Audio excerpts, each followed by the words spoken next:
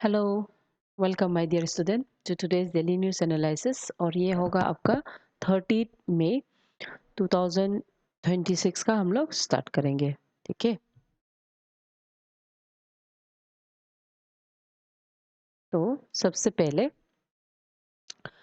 organization urges CM to scrap 20 80 is to 20 recruitment ratio.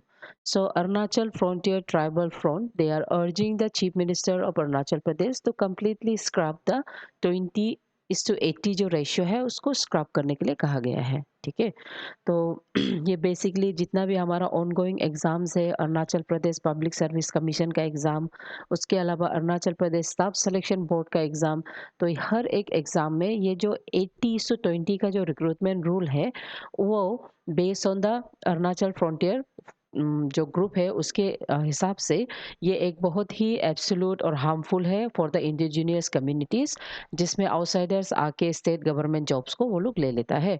तो इसीलिए ये ऑर्गेनाइजेशन जो डिमांड कर रहा है कि जितना हो सकेगा कि इसको स्क्रैप करें। एंड वो लोग एक एग्ज़ाम का जो रिक्रूटमेंट में वो लोग ऐसा प्रपोज क्राइटेरिया डाल रहा है कि शेड्यूल ट्राइब्स का सर्टिफिकेट मैंडेटरी बनाइए, परमानेंट रेसिडेंट बनाइए and knowledge of the local tribal language या डायलॉग्स उसको परमानेंट बनाने के लिए बोल रहा है। ठीक है, तो they have use examples of the neighbouring north eastern state, जैसे आपका मिजोरम हो गया, सिक्किम, मणिपुर, असम एंड इवन नागालैंड, जिसमें कंप्लीट 100% का रिक्रूटमेंट चलता है, जो आपका आर्टिकल 371 का एक्सटेंशन में आता है। सो दे आर आस्किंग कि अरुणाचल प्रदेश में भी सेम टाइप का पॉलिसीज इम्प्लीमेंट करें। और इसमें ये जो अवेयरनेस कैंपेन में around 25,000 of the signature from the citizens, वो लोग भी इसमें सिग्नेचर मार के इसको सपोर्ट करते हुए बोला है कि 80:20 का जो सिस्टम है उसको रिमूव करें। ओके, तो अंडर दिस सिस्टम अभी क्या है, 80% अरुणाचल प्रदेश का एपीएससी कर सकता है, 20% जनरल और अनरिजर्व, जिसको बाहर का ट्राइब्स, नॉन ट्राइबल्स इंडिविजुअल कोई भी आके दे सकता है।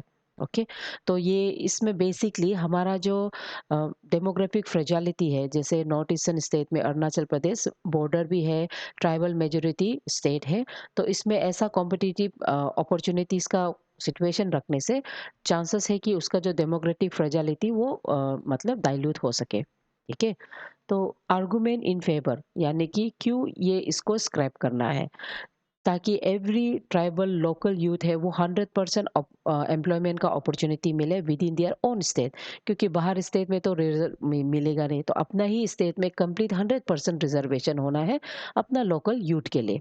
और उसके अलावा लोकल जो ट्राइबल लैंग्वेज है उसको मैंडेटरी बनाने से पब्लिक सर्वेंट लोग बहुत इफेक्टिवली अपना जो रूरल पॉपुलेशन है they can communicate with those population, and जो गैप है कम्युनिकेशन गैप उसको वो मेंटेन कर सकेगा।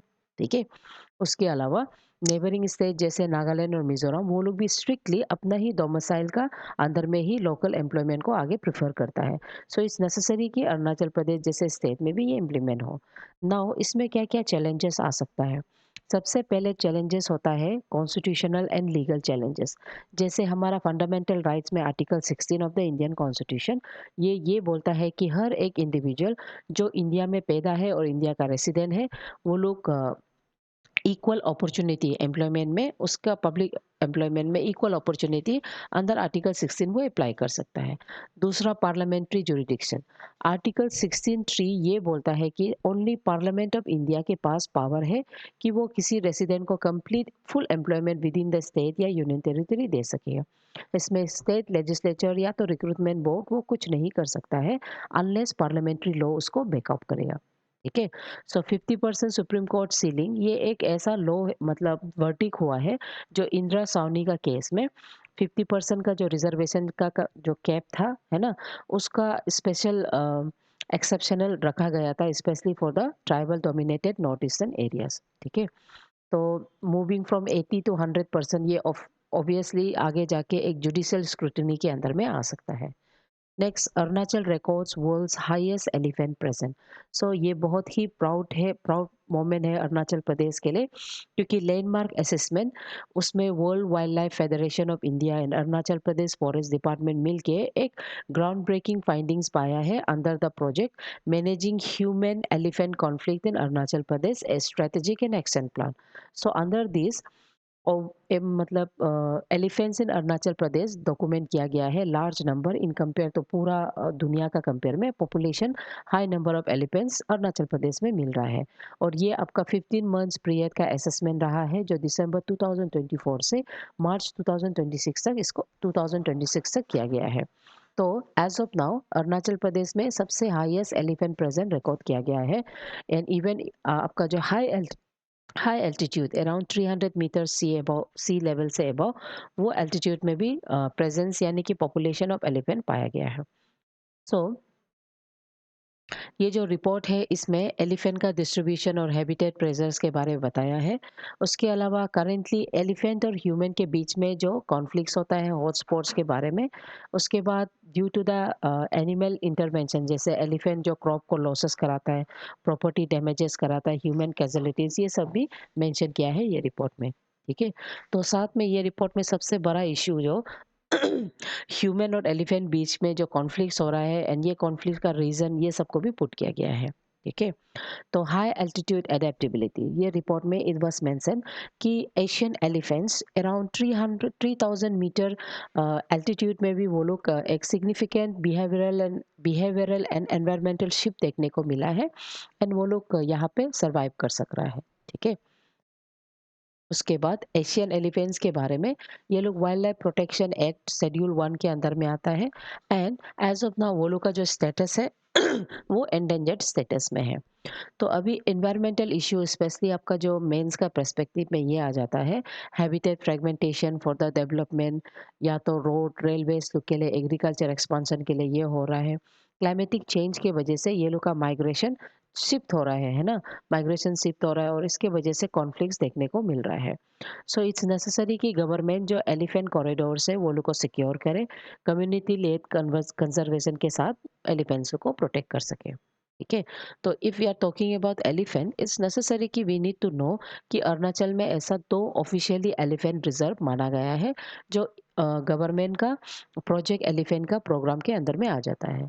तो सबसे पहले elephant reserve of Arunachal Pradesh है कामिंग एलिफेंट रिजर्व जिसको 2002 में नोटिफाई किया है। ठीक है, ये एक बहुत ही लार्ज मतलब अराउंड 1892 किलोमीटर स्क्वायर है और इसमें आपका numbers of wild life sanctuaries आ जाता है जैसे पक्के टाइगर रिजर्व भी आता है, ईगल नेस्ट, सीसा ऑर्किड भी आता है। उसके अलावा ये आपका international boundary along the Bhutan and उसके बाद असम का सोनीतपुर टाइगर रिजर्व है उससे अलाइन करता है। ठीक है, उसके बाद सेकेंड जो एलिफेंट रिजर्व अरुणाचल प्रदेश का है वो है साउथ अरुणाचल एलिफेंट रिजर्व जिसको 2008 में नोटिफाई किया है, covering an area of 1957.50 kilometer square. So ये आपका चांगलांग, तिराप एंड लोंगडिंग का जो फॉरेस्ट एरिया है उसमें आता है और इसीलिए इसके अंदर में आपका नेशनल पार्क जैसे कि नामदफा नेशनल पार्क एंड उसके बाद जो टाइगर रिजर्व भी है and Kamlang wild life sanctuary भी इसमें इंक्लूड होता है।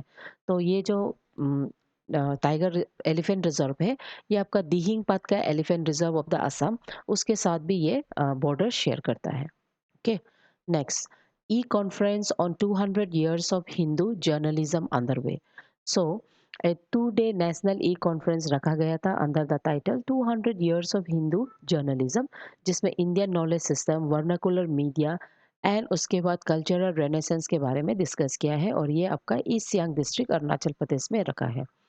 तो ये एक जॉइंट ऑर्गेनाइजेशन था जिसको university of Ladakh, mass communication and journalist department and Arunachal Pradesh university का मास कम्युनिकेशन डिपार्टमेंट मिलके ये प्रोग्राम को रखा गया है। सो इसमें स्पीकर जो 200 years ऑफ द हिंदी जो प्रेस था उसके बारे में बताया है और हिंदी प्रेस आपका उदन मार्थन है ना, वो हमारा first Hindu not Hindu first Hindi newspaper है जो इन द ईयर 1826 में स्टैब्लिश हुआ है। ओके, इसको आप लोग देख लीजिए। उदंत मार्तन ये आपका ज़रूरी होगा एग्जाम के लिए, पहला हिंदी न्यूज़पेपर जो 1826 में पब्लिश हुआ है। ओके, साथ ही साथ यहाँ पे मॉडर्न डे चैलेंजेस में मीडिया का स्पेशली जर्नलिज्म का जो क्रेडिबिलिटी लॉस हो रहा है because of the new formation modernisation AI के वजह से, उसके बारे में ये चैलेंजेस के बारे में डिस्कस किया है। ठीक है, एंड उसके बाद कोर प्रपोजल ये रहा है कि इंडियन नॉलेज सिस्टम को मॉडर्न जर्नलिस्ट के साथ उसको कंजर्व कर सके, है ना, without distorting the fact. Okay. And regional context में ये स्पेशली नॉर्थ ईस्ट का एंड लद्दाख के लैंग्वेजेस के बारे में किस तरह से मेन स्ट्रीम आपका जो मीडिया उसको ओवर टाइम ऑफन ओवरलुक करता है उसके बारे में बताया है। एंड ये लिंग्विस्टिक एंड कल्चरल डाइवर्सिटी को प्रिजर्व करने के बारे में बताया गया है। ना एग्जाम का पर्सपेक्टिव से यू नीड टू रिमेंबर, ठीक है, आपको पढ़ना होगा अबाउट दिस वन। पहला हिंदी न्यूज़पेपर जो कलकत्ता में 1826 में स्टैब्लिश हुआ है, और ये आपका पंडित जुगल किशोर शुक्ला वो उसको स्टैब्लिश किया है। इसी से हिंदी जर्नलिज्म स्टार्ट हो गया है। और ये एक ऐसा जर्नलिज्म है जो अर्ली वर्नाकुलर प्रेस के अंदर में जितना भी हमारा Indian renaissance and self realisation उसको फ्रीडम स्ट्रगल में by this writing by this journal वो मदद किया है।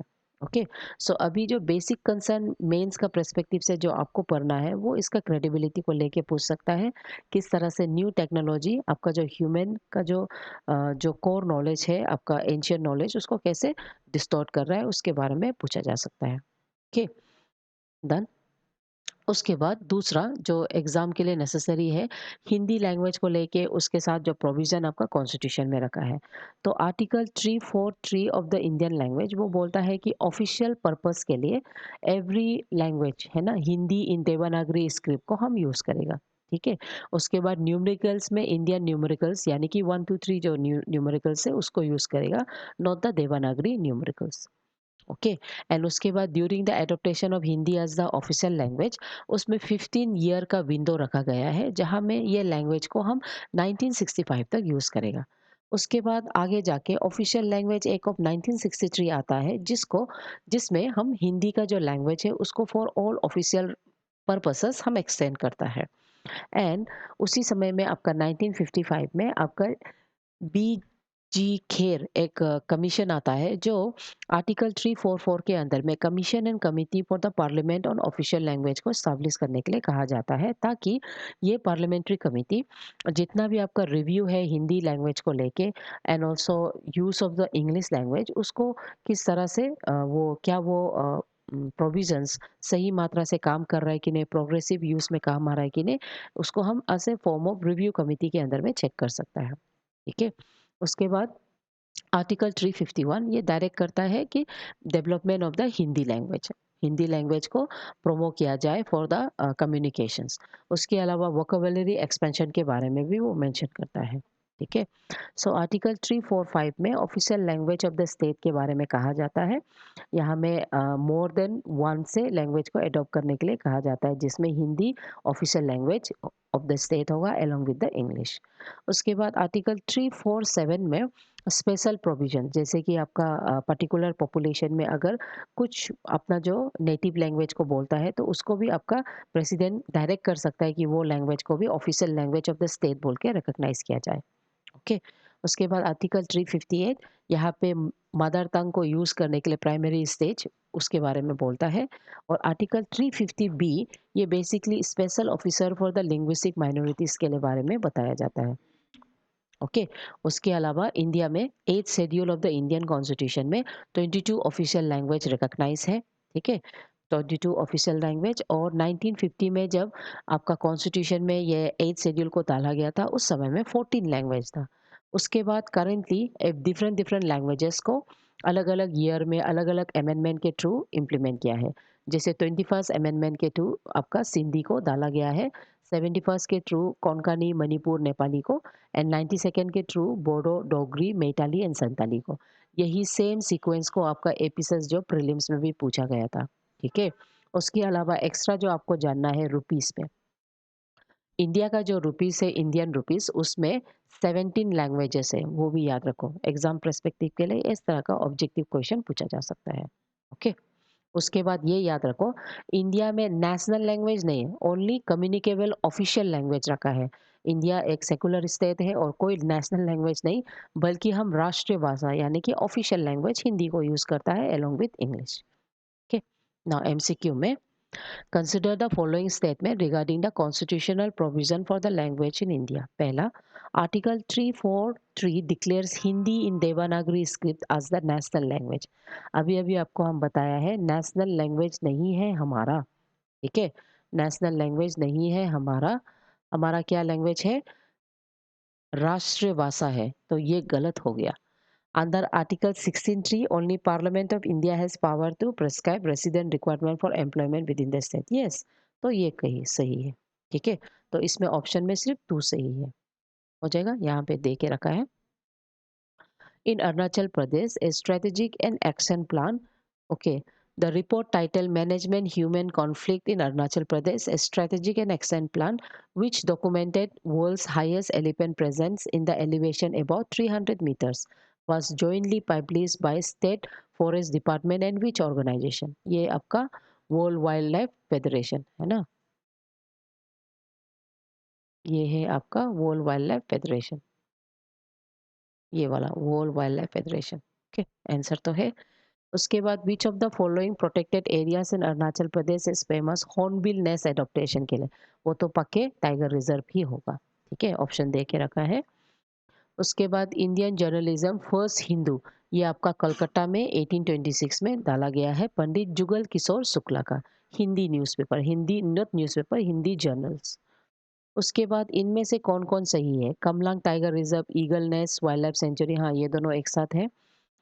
टाइगर रिजर्व बोलते हैं, sorry, Kamlang elephant reserve, very sorry. South Arunachal elephant reserve, ये Namdapha animal sorry Namdapha national park के साथ, यस दोनों ही सही है। ठीक है। हम्म। उसके बाद मेंस लेवल क्वेश्चंस में आपको एलिफेंट ह्यूमन, यानी कि एलिफेंट वर्ड यूज नहीं करेगा, लेकिन ह्यूमन एनिमल कॉन्फ्लिक्ट, इसके बारे में क्वेश्चन इस बार पूछा जा सकता है। इसमें क्या कर सकता है, क्यों होता है, ये पूछा जाएगा आपको। उसके बाद दूसरा क्वेश्चन हो सकता है इंडियन लैंग्वेजेस को लेके, हमारा जो वर्नाकुलर लैंग्वेजेस है उसको लेके, करेंटली जो इरोशन ऑफ क्रेडिबिलिटी मीडिया को लेके, इसके बारे में पूछा जा सकता है। ओके, दूसरा थॉट ऑफ द डे है friendship is the only cement that will hold the world together, Woodrow Wilson. ठीक है, so with this concept my dear student, let's keep studying and keep following the news. Thank you.